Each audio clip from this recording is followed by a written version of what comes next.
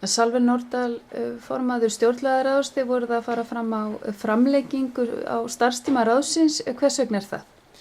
Já, við erum að fást við náttúrulega mjög stórt verkefni sem endurskoðun á sjálfri stjórnarskránni og það var svo sem lág fyrir að við myndum þurfa eins mikinn tíma og maður náttúrulega vill alltaf meiri tíma í svona stór verkefni eða allan þann tíma sem hægt er. En við sáum það núna svona þegar við var komið fram í maí að okkur veitti ekki af framlengingunni. Sérstaklega kannski til þess að líka fullvinna frumvarp og greinargerð með þetta er gríðarlega umfangsmikið verkefni. Þannig að við ljúkum núna í miðjan júní þessu ferli sem við höfum verið í. Það er að móta tillögur, þar sem nefndir eru að móta tillögur inn í það sem við köllum áfangaskjal.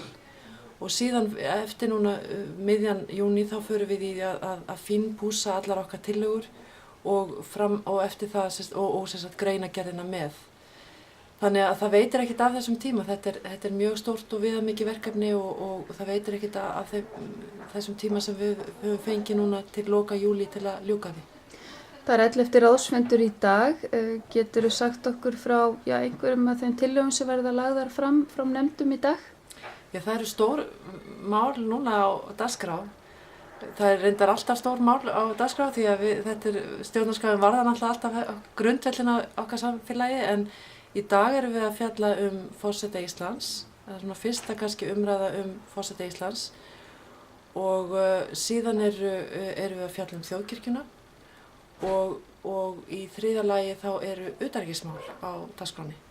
Þannig allt þetta stór og mikilvæg málefni sem hafa verið rædd mikið líka í samfélaginu og undanförnum mánuðum og árum.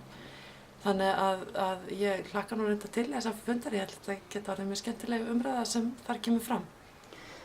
Býstu við miklum viðbrögðum utan úr samfélaginu? Já, ég á nú vona því að fólk komi jafnvel á fundinn og sýni þessu áhuga því þetta eru efni sem hafa verið mikið í umræðinu á undanförnu.